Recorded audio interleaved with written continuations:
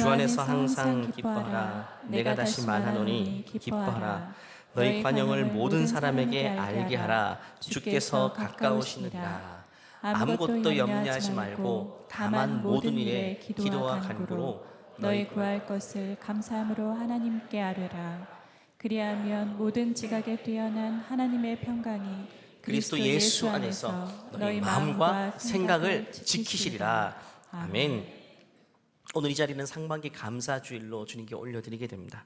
이 자리를 통해서 지난 상반기를 한번 돌아보았으면 좋겠어요.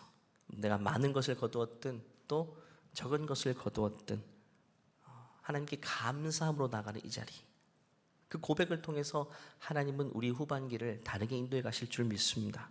우리 인생에 한 해도 사계절, 봄, 여름, 가을, 겨울이 있는 것처럼 우리 인생에도 이런 여러 시즌들이 번갈아 가면서 찾아오죠. 우리 인생의 겨울도 반드시 찾아옵니다. 하지만 겨울에도, 인생의 겨울에도 하나님은 우리와 함께 하시기 때문에 그 겨울이 지나가면 또 봄이 우리를 맞이하게 되는 것이죠. 만일 우리 인생에 내가 선호하는 봄 같은 계절만 늘 있다면 우리 인생이 어떠하겠습니까? 아마 모든 것이 내 뜻대로 잘 풀리고 내가 원하는 이상의 열매를 거두게 되고 그런 삶이 반복되다 보면 반드시 우리는 소중한 것들을 잃어버릴 수밖에 없죠. 그 소중한 것들 가운데 가장 중요한 것은 바로 하나님이겠죠. 구약 성경이 이렇게 두꺼운데요, 구약 성경을 통해서 우리에게 주시는 가장 중요한 메시지가 뭐냐면, 우리가 편안할 때, 우리가 좋을 때, 우리 인생의 봄날이 계속되게 되면 우리 인간의 죄성이 있기 때문에 늘 하나님에게서 소홀해질 수밖에 없고 결국에는 하나님을 떠날 수밖에 없다. 이거는 예외가 없다는 사실을 우리에게 보여줍니다. 이스라엘 백성들이 그러했습니다. 그들이 하나님을 떠났기 때문에 하나님은 그들에게 광야 시간을 허락해 주십니다. 인생의 겨울 같은 시즌인 것이죠. 성경은 분명히 말합니다. 신명기에서 모세는요, 이제 인생의 광야 생활을 마감하고 약속의 땅 가나안 땅에 들어갈 그 코앞에 목전에 둔 그들에게 신명기 말씀을 통해서 중요한 설교를 합니다. 8장 말씀 가운데 1절에 이렇게 말합니다.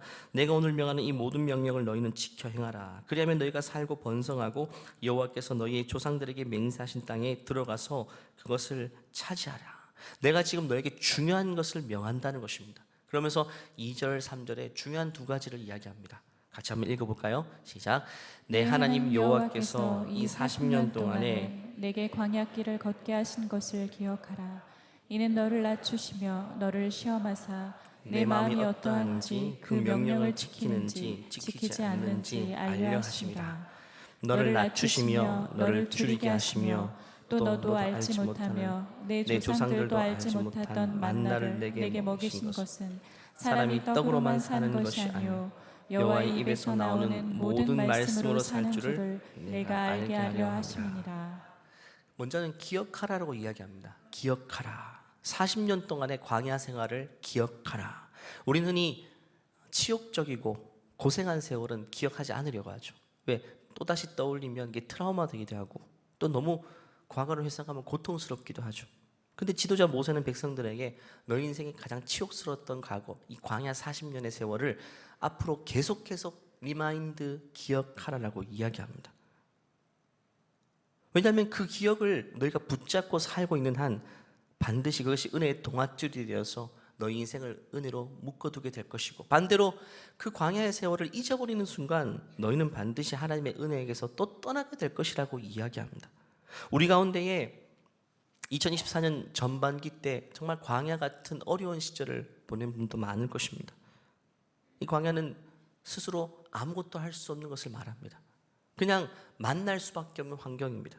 경제적인 문제, 또 자녀에게 있는 문제, 건강의 문제, 내가 아무것도 할 수 없는 지경에 빠지게 된 것이죠. 그것이 바로 광야입니다. 근데 중요한 것은 그때에 우리가 정작 모든 것을 잃어버리게 되었나요? 아닙니다. 떠올려보면 별로 잃어버린 게 없어요. 오히려 가장 소중한 것들을 찾는 시간이 되었어요. 그것은 바로 하나님이었습니다. 광야 기간 내가 할 수 있는 것이 없기 때문에 결국 뭘 하게 되었나요? 기도하게 되었죠. 기도하는 자리로 그제서야 나오게 되었고, 이제는 마음으로 진심으로 하나님 나 좀 도와주세요 라는 말을 이제는 꺼내게 된 것입니다. 그래서 2절 말씀 보면 이렇게 말하죠. 이는 너를 낮추시며 너를 시험하사. 두 가지를 말합니다. 낮추시고 시험하셨다. 광야라는 기간, 내 뜻대로 하나도 되지 않는 환경과 우리 인생이 봉착하게 된 것은요, 하나님 두 가지 목적을 가지고 우리에게 행하신다라고 이야기합니다. 첫 번째는 낮추시고라고 말하죠. 한마디로 저절로 겸손하게 하시는 겁니다. 우리 인생이 틈만 나면 한없이 높아지기 때문에, 내가 늘 하나님 자리에 있으려 하기 때문에 하나님 낮추신다는 거죠. 내 인생이 뭔가 잘 풀릴 때는요, 승승장구할 때는 내가 뭔가처럼 되는 것처럼, 내가 뭔가 하면 뭔가 될 것처럼 생각하죠. 하나님 제껴버리고 내가 내 힘으로 뭔가 해도 뭔가 이룰 것처럼 희망찬 미래를 스스로 그리며 살게 됩니다. 근데 그것이 엄청난 교만인 것입니다. 하나님을 제껴버리고 내가 뭔가 할 수 있다, 하나님 없이 내가 뭔가 할 수 있다, 이 높아진 마음을 하나님은 완전히 낮추시기 위해서 우리 인생에 겨울이라는 시즌을 허락하시고 광야 기간을 허락하시는 겁니다. 그러면 나 자신 그 밑바닥에서 다시금 깨닫게 되는 거죠. 나는 하나님 없이 아무것도 아닌 존재이구나. 그렇기 때문에 우리가 기억해야 될 것은요, 우리가 풍요를 누리며 풍요에 눈이 멀어서 하나님 없이 살 때가 아닌, 광야에서 기근을 경험하면서 하루하루 하나님을 의지하며 하나님께 부르짖었던 그때를 기억하는 것이 우리 인생에 너무 중요한 것입니다. 여러분의 전반기가 많이 어려웠다면요, 훗날 여러분의 일이 다 해결되고 나서도요, 그때를 기억해야 됩니다. 어려울 때를 기억해야 됩니다. 정말 없이 살 때를 기억해야 되고, 하나님 한 분밖에 없었다라고 고백하며 살 수밖에 없었던 그때를 회상해야지만 우리는 은혜의 자리에 또 묶여 있을 수 있는 것이죠. 두 번째는 시험하기 위해서 우리를 광야 인생 가운데 내버려 두셨다라고 말하죠. 시험하사. 이 시험은 유혹이 아니라 테스트입니다. 테스트의 목적은 우리의 모습을 보게 하는 데 있습니다. 요즘 중학생들도 고등학생 기말고사 시즌이죠. 기말고사 어떤 테스트 시험의 목적은 등급을 매기기 위한 목적이 아니죠. 요즘은 이게 잘못 사용되고 있는 것 같아요. 시험의 목적은요, 내 위치, 내 수준을 파악하기 위해서입니다. 문제를 풀어봐야지만 내가 뭘 알고 뭘 모르고를 알기 때문에. 그래서 제가 기말고사를 코앞에 둔 제 아들에게 이렇게 말해주었습니다. 네 앞에 몇 명이 있고 너 뒤에 몇 명이 있는지 그게 중요한 게 아니야. 이번 시험을 통해서 너가 뭘 잘하고 뭘 못하고 부족한지를 깨닫기만 하면 너 이번 기말고사 잘 치른 거야. 정말 이렇게 멋있는 멘트를 날려주었습니다. 속에서는 많이 불이 탔죠. 왜? 뒤에 많이 없으니까. 이스라엘 백성들도 광야를 통과하면서 자신의 모습을 보게 된 겁니다. 아, 내가 얼마나 믿음 없는 존재. 나 하나님의 백성인데 진짜 난 믿음 없는 사람이었구나라는 사실을 광야에서 고생하면서 스스로의 모습을 보게 된 겁니다. 결국 내 믿음의 바닥을 보게 되는 것도 정말 축복입니다, 여러분. 내가 얼마나 믿음 없는 사람인지 평소에 모르고 살잖아요. 그런데 광야 생활에 들어가고 나면 그걸 보게 된다는 것입니다. 결국에는 모든 것이 무너지고 밑바닥까지 가야만 하나님은 거기서 새로운 걸 세우기 시작합니다. 왜냐하면 하나님은 우리에게 원하시는 게 리모델링이 아니라 완전히 재건축이거든요. 다 무너져야 됩니다. 내 교만이 깨어져야 되고 내 자존심도 산산조각 나야만 거기서부터 하나님은 새로운 은혜의 반석 위에 새로운 것들을 세우기 시작합니다. 그래서 우리가 돌아가야 될 자리가 바로 광야 자리입니다. 그 시절을 기억해야 돼요. 내가 산산이 무너지고 깨어졌던 그 자리를 기억해야 됩니다. 그래야만 또다시 겸손해질 수 있고 내가 복된 길을 선택해서 나아갈 수 있기 때문이죠. 후반기를 맞이하는 이 시점은 우리에게 너무 중요한 시점입니다. 그때 우리에게 오늘 첫 번째 주시는 말씀은 광야를 기억하라. 어려울 때를 기억하라. 아무것도 없을 때, 어려울 때 하나님이 내 인생 가운데 은혜를 베푸셨던 그때를 기억하라. 그게 바로 우리 인생의 해답이다라고 말씀해 주시는 거죠. 그런 차원에서 오늘 읽었던 본문 빌립보서 4장 말씀은 우리에게 중요한 교훈을 주고 있습니다. 지금 빌립보 성도들은요, 참 어려운 때를 지나고 있습니다. 로마의 압제를 받고 사회적으로 불이익을 당하고 하루하루 힘겨운 생활을 지나고 있습니다. 나라의 주권이 빼앗겼기 때문에 재산도 빼앗기고 자유도 빼앗기고 정말 살기 버거운 시대를 살고 있죠. 게다가 교회 안에서도 어려움에 봉착해 있습니다. 교회 안에서 관계가 깨어지고 분열이 나기 시작합니다. 여러분, 우리가 외적으로 어려움에 봉착하게 되면 마귀가 그 틈을 노리고 관계를 깨뜨려 놓습니다. 마귀가 여러분 타이밍 얼마나 절묘하게 치고 들어오는지 모릅니다.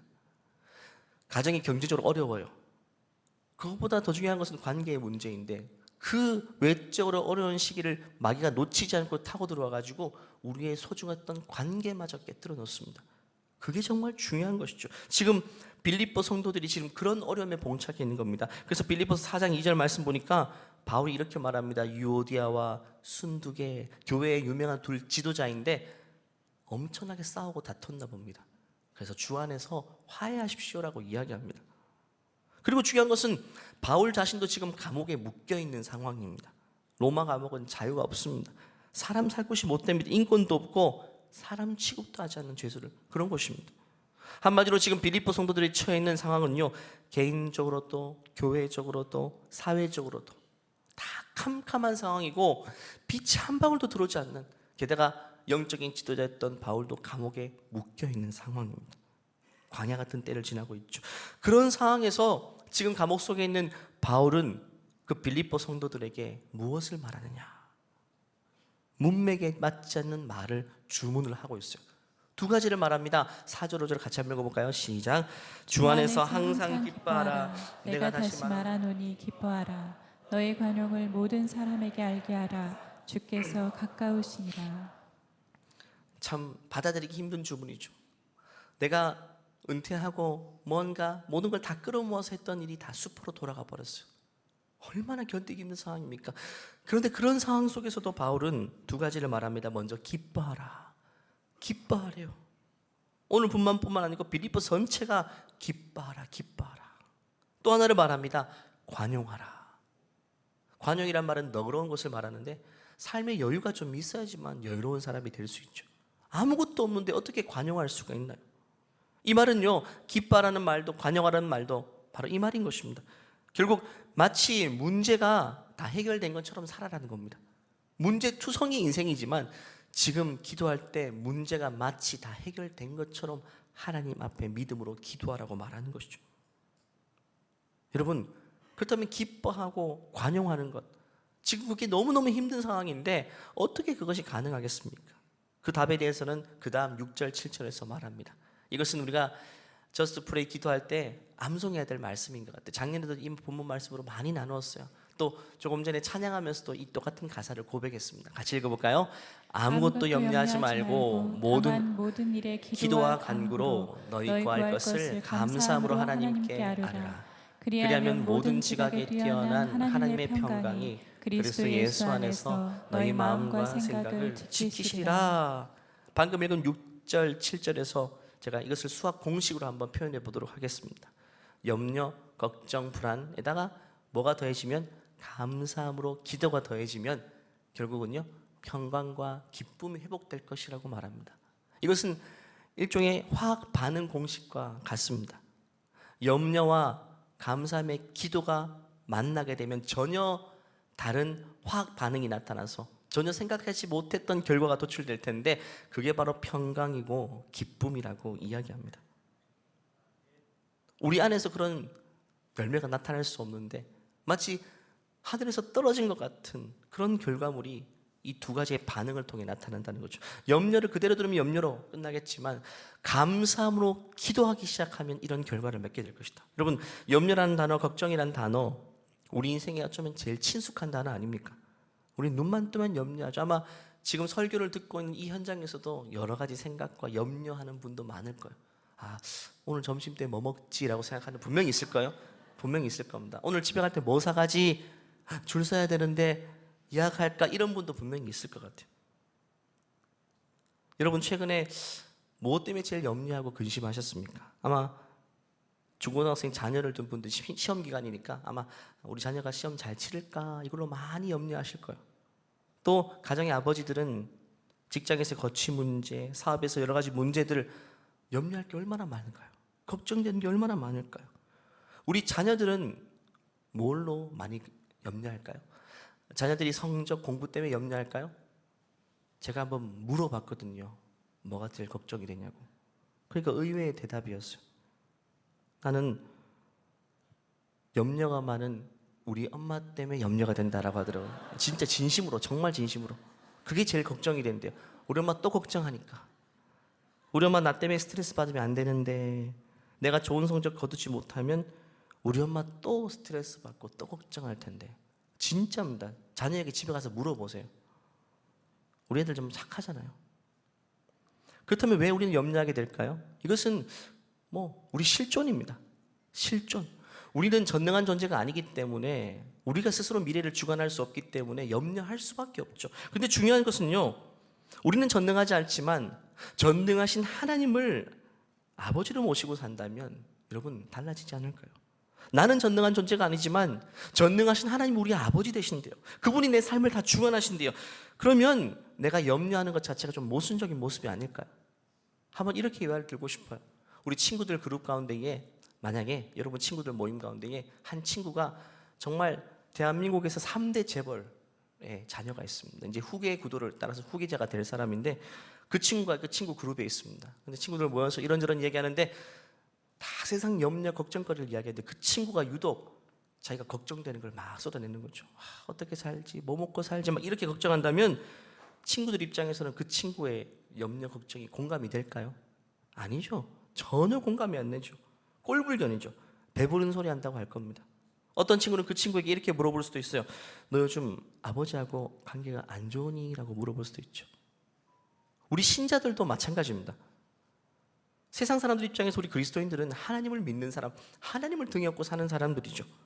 그런데 어떤 모임에 가서, 학부모 모임이든 모임 가가지고 똑같이 자녀에 대해서 염려하고 근심하는 말들만 막 쏟아내면 그분들 입장에서는 속으로 이렇게 생각할 수도 있죠. 야, 너 요즘 하나님하고 사이가 안 좋아? 너 저 사람 믿기는 믿는 거냐라고 생각할 수도 있는 거예요. 지금 우리 모습은 어떻습니까? 예수님 안 믿는 사람은 걱정, 염려하는 게 너무 당연한 모습이겠지만, 인간이니까요. 하지만 전능하신 하나님을 등에 입고 살아가는 내 삶에 그냥 여과 없이 계속 염려와 걱정이 쏟아져 나온다면 그건 문제인 건 아닐까요? 저는 조용한 카페 가서 설교를 많이 작성하는 편입니다. 오전 10시부터 12시가 제일 집중이 많이 되는데, 시간이 길어져서 1시까지 가버리면 큰 재앙을 만나게 됩니다. 왜냐하면 동네 아주머니들이 식사를 하고 카페에 쏟아져 들어오는 시간이거든요. 그때는 카페가 아니라 완전히 시장통입니다. 어느 날 제가 그 타이밍을 놓쳐서 1시까지 작업을 하고 있었어요. 근데 이야기를 하는데 너무 크게 말씀하시잖아요. 여성들이 크게 말씀하시니까 이어폰을 꽂아도 다 들려요. 다 들려요. 근데 대화를 들어보니까 역시 이제 시험 기간이니까 자녀에 대한 이야기를 하는데, 대화를 항상 주도하는 사람이 있죠. 목소리가 제일 큰 분. 그분이 막 이야기하는데, 그 이야기를 들어보니까 자기 아이에 대해서 너무 신뢰를 못하고 있더라고요. 자기 아이를 전혀 믿지를 못하고 있어요. 모든 걸 다 의심하고 있더라고요. 물론 자녀와의 관계 속에서 어떤 일이 있었는지 제가 배경을 알지 못하지만 좀 마음은 아팠어요. 이 대화를 그 자녀가 듣는다면 정말 많이 힘들 거라는 생각이 들었어요. 우리 엄마가 나를 이렇게 못 믿는가. 근데 대화의 뒷부분에 가서 좀 충격받은 게 뭐냐면, 그분이 크리스찬이더라고요. 크리스찬. 교회 이야기를 꺼내더라고요. 근데 제가 대화 전체를 대부분 들었을 때, 야, 이 대화 속에 그리스도인이 분명히 있었는데, 별로 거의 차이가 없었어요. 오히려 더 많이 염려하고 걱정하는 그런 사람에 속해 있더라고요. 마음이 너무 아팠어요. 물론 우리 지구촌 교회는 아니었습니다. 제가 어느 교회 다니냐고 물어보진 않았지만, 그 교회에 이제 수요 저녁 예배가 있는 걸 보니까 대화 중에 저희는 저녁 예배가 없잖아요. 그래서 우리 교회는 아니구나라고 생각했어요. 그래서 그 모임을 끝날 때까지 기다렸다가 그분께 다가가서, 제가 여기 이웃교회 목사인데 오늘 이 빌립보서 4장 말씀에 아무것도 염려하지 말고 오직 감사함으로 기도하면 하나님께서 우리 마음의 염려와 불안을 다스려 주신다고 말씀하셨습니다. 혹시 개인적으로 기도하는 자리에 나가서 진지하게 하나님께 기도해 보면 어떨까요? 라고 말씀드리고 싶었어요. 진짜 말씀드리고 싶었는데, 제가 MBTI가 극I거든요. 내향적인 사람이라서 고민만 엄청 많이 하다가 결국 말씀을 못 드렸어요. 근데 늘 후회는 합니다. 말씀드릴 걸. 하나님을 아버지로 모시고 있음에도 불구하고 염려와 걱정 속에서 살아간다는 것은 여러분 참 불행한 삶이에요. 참 불행한 삶. 예수님은 염려에 대해서 제자들에게 참 많이 가르치셨습니다. 누가복음 12장 말씀 보면 누가복음 12장 전체가 그런 내용인데요. 또 제자들에게 이르시되 그러므로 내가 너희에게 이르노니 너희 목숨을 위하여 무엇을 먹을까 몸을 위하여 무엇을 입을까 염려하지 말라. 제자들에게 염려하지 말라라고 말하는데 충격적인 게 뭡니까? 제자들은 지금 예수님과 함께 있습니다. 24시간 함께 하고 있어요. 그런데 제자들 속에 염려가 있는 겁니다. 도대체 무슨 걱정이 있었을까요? 예수님이 항상 내 옆에 계시는데 무슨 걱정을 하고 있었을까요? 제자들 머릿속에는요, 예수님을 쫓아다니면서도 걱정, 불안, 염려 속에 있었던 것입니다. 그래서 예수님이 지금 그렇게 말씀해 주시는 거예요. 방금 읽었던 성경의 염려라는 단어는요, 헬라어 원어를 보면 메림나오라는 단어입니다.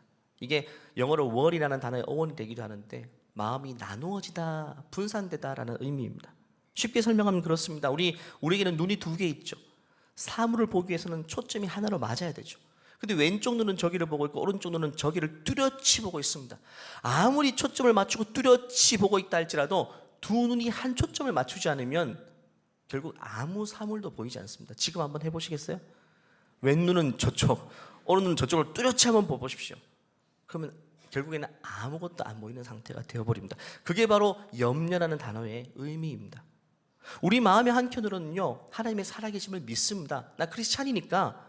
그런데 마음의 또 한켠에는요, 그걸 믿지 못하고 있어요.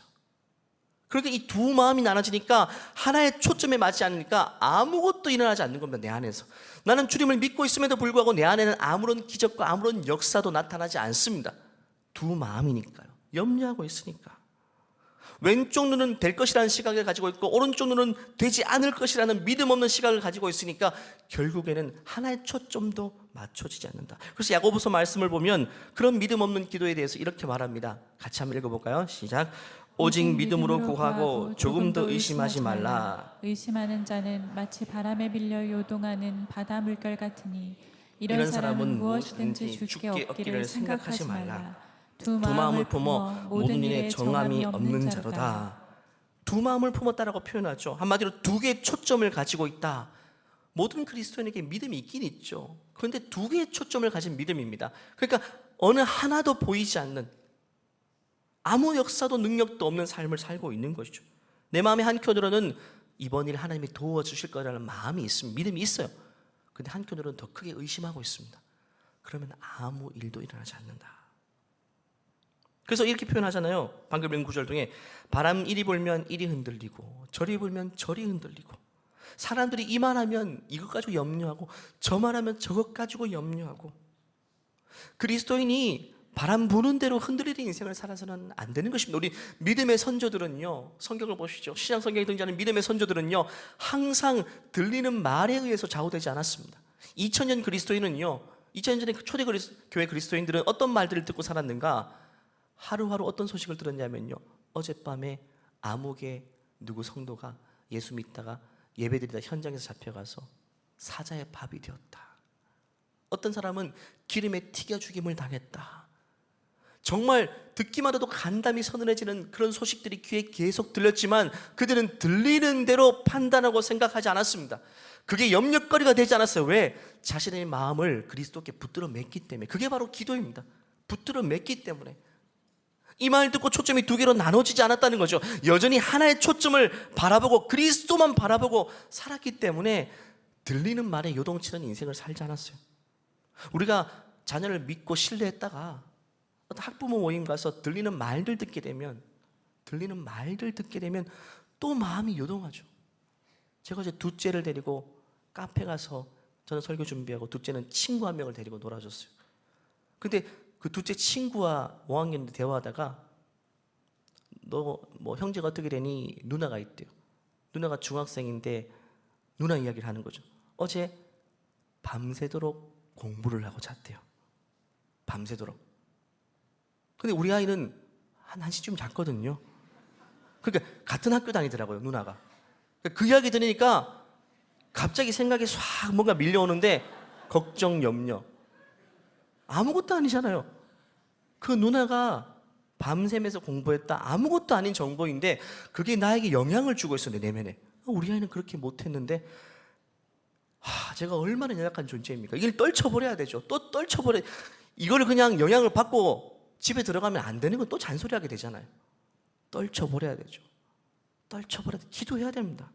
오늘 그것을 말하는 겁니다. 방금 읽은 빌립보서 4장 말씀 보면 아무것도 염려하지 말고 뭐랍니까? 다만, 제가 just pray, 오직 기도라는 말이 이 다만 모든 일에, 오직 모든 일에 기도와 간구로 너희 구할 것을 감사함으로 하나님께 아뢰라. 무슨 문제가 있든지 문제의 양상은 다양하지만 해결책은 하나란 겁니다. 오직 다만 모든 일에 기도와 간구로. 그러면 7절 말씀, 그리하면 모든 지각에 뛰어난 하나님의 평강이 그리스도 예수 안에서 너희 마음과 생각을 지킨다라고 이야기합니다. 문제는 복잡하지만 해결책은 너무 단순합니다. 문제 양상에 따라서 해결책이 여러 가지라면 해결책을 쫓아다녀야 되지만 해결책은 바로 코앞에 있어요. 다만 모든 일에, 모든 문제를 가지고 기도와 간구, just pray가 해답입니다. 기도 안에서 모든 해답이 있다는 것입니다.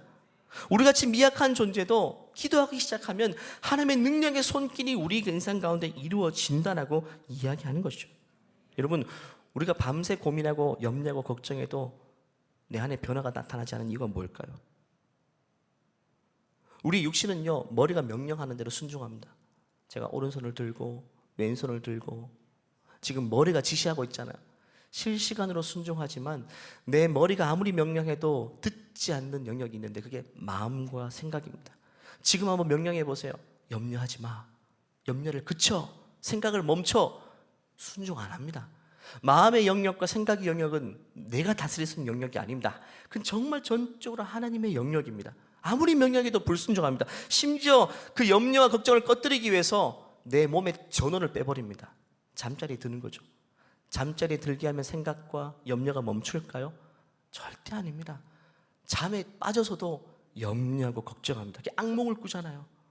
자고 일어나서도 잠 속에서도 염려했기 때문에 피곤한 상태로 깨어납니다. 우리가 컨트롤할 수 없는 영역입니다. 하지만 오직 기도하면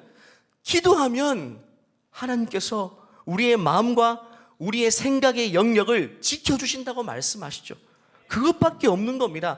기도하는 것밖에 없어요. 절대 우리는 의지를 가지고 생각을 다스릴 수 없어요. 의지를 가지고 문제를 떨쳐버릴 수 없습니다. 오직 기도라는 거죠. 그러면 모든 지각에 뛰어난 하나님의 평강이, 모든 지각에 뛰어나다는 것은 하나님이 모든 걸 다 아신다는 겁니다.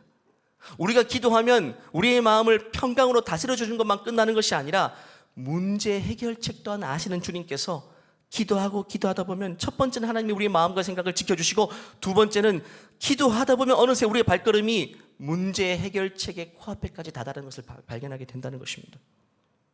문제 해결책이 있는 것까지 우리의 걸음을 인도하신다. 저는 작년 이맘때 기도운동을 선포했습니다. 많은 분들이 기도해서 한 4주 만에 1만 시간의 기도가 모아졌어요. 그 4주간 동안 정말 많은 간증들이 있었습니다. 혼자 기도하는 게 아니라 온 교회가 연합하여 기도하기 때문에 이런 열매가 있는 것입니다. 이번에도 여러분 7월, 8월 다른 무엇보다 여러분 오직 기도. 그래서 작년에 제가 좀 약간 비속어 기도하자면 이렇게 말했어요. 그냥 닥치고 기도하자. 기억 내리가 각인되시죠?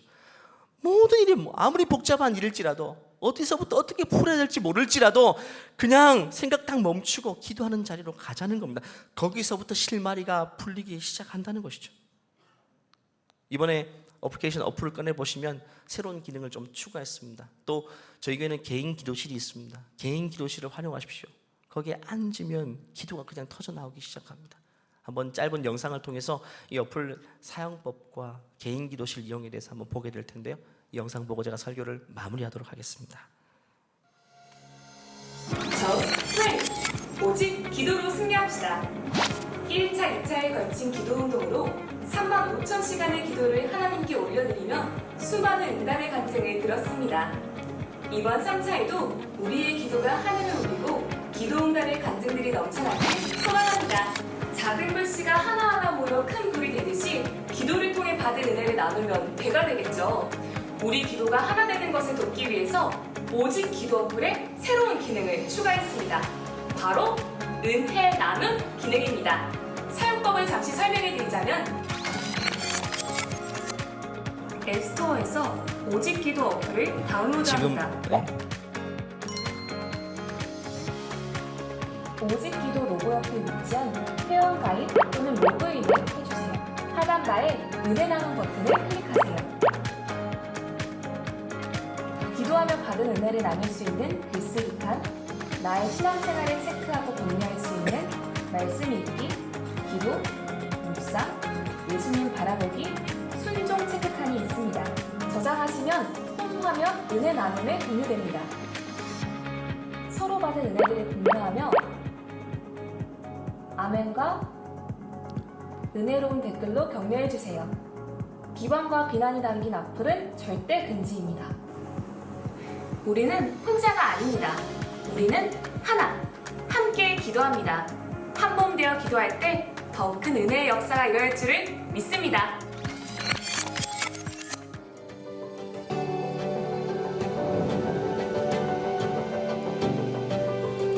각 채플 기도실 이용 방법을 알려드리겠습니다. 로비에서 기도실 이용 대장을 작성 후 키를 받습니다. 은혜 채플은 지하 2층, 사랑 채플은 1층에 위치하고 있습니다. 기도 어플과 기도실에 배치되어 있는 기도 책자들을 사용하여 기도하실 수 있습니다.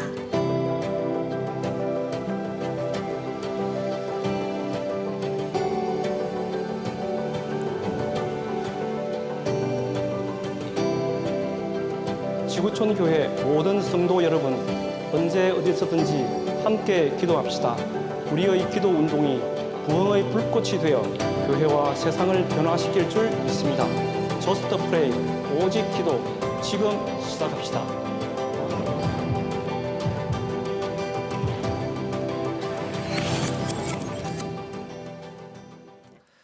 널 구할 것을 감사함으로 하나님께 아뢰라고 말씀하셨습니다. 여러분, 그냥 기도하는 것입니다. 오직 기도하는 것입니다. 여러분, 우리가 염려할 상황이 많은 가운데 감사함으로 기도하는 것은요, 우리 현실을 바꾸어 놓습니다. 사도 바울이 감옥에서 빌립보 성도들에게 감사하며 기도하자라고 했을 때 그 감사의 파급력이요 너무너무 컸어요.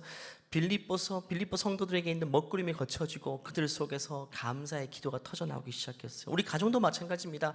감사할 수 없는 상황 가운데 우리 믿음의 어머니 아버지들이 감사함으로 기도하기 시작하면 그 영향력이 자녀에게까지 미치게 됩니다. 자녀 인생도 지금 얼마나 힘들겠습니까?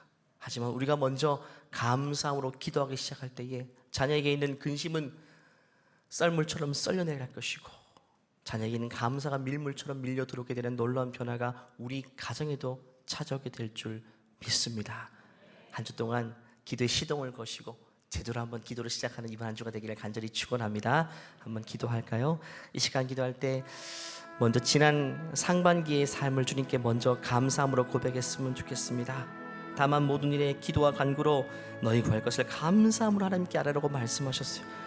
정말 힘들고 버거운 일들을 많이 경험하셨겠지만 그럼에도 불구하고 이 자리를 통해서 하나님, 그럼에도 불구하고 감사합니다. 광야 같은 시절을 통해서 나를 낮추어 주셔서 감사하고 하나님의 은혜의 손길을 붙잡게 하시니 감사합니다. 또 하나 기도할 것은 하나님, 이번 주부터 전교회적으로 기도 운동을 펼쳐가는데 나 한 사람도 이 은혜에 소외되지 않게 하시고 나도 기도의 불을 지피게 하여 주시옵소서. 나에게 기도의 열정이 회복되게 하여 주시옵소서. 아멘. 기도할 때 하나님의 큰 기적을 경험케 하여 주시옵소서. 아멘. 주여 외치고 기도하겠습니다.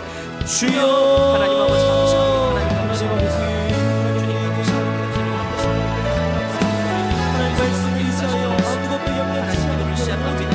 모든 일에 기도와 감사함으로 오직 기도로 갑니다. 잡아주시고 하나님 아버지 우리가 기도하고 나아갈 때 하나님 말씀을 덮어줄 수 있을 때 하나님의 기억하여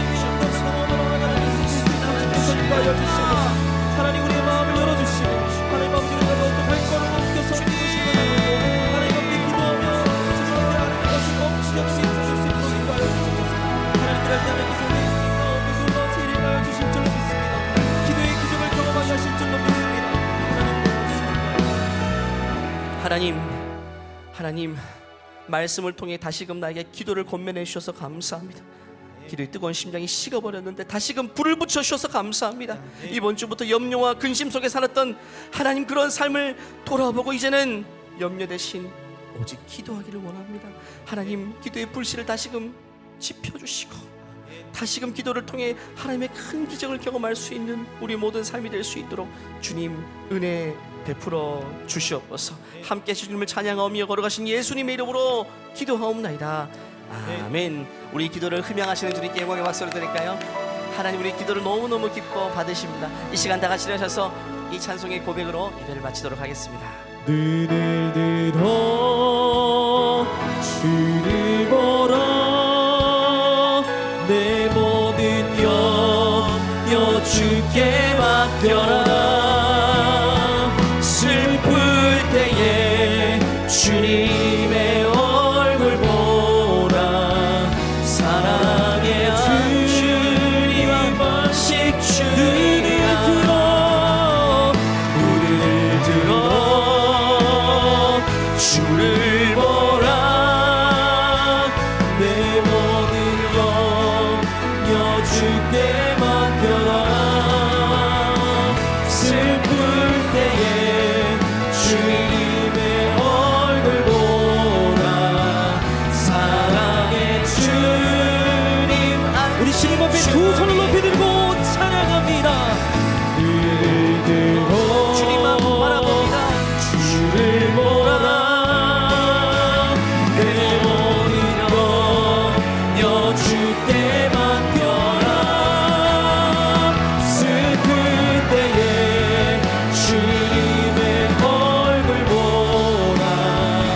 사랑의 주님 안식 주리라.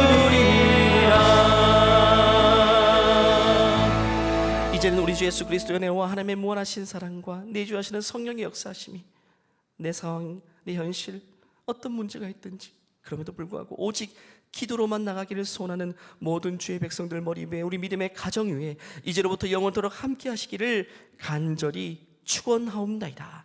아멘. 주님.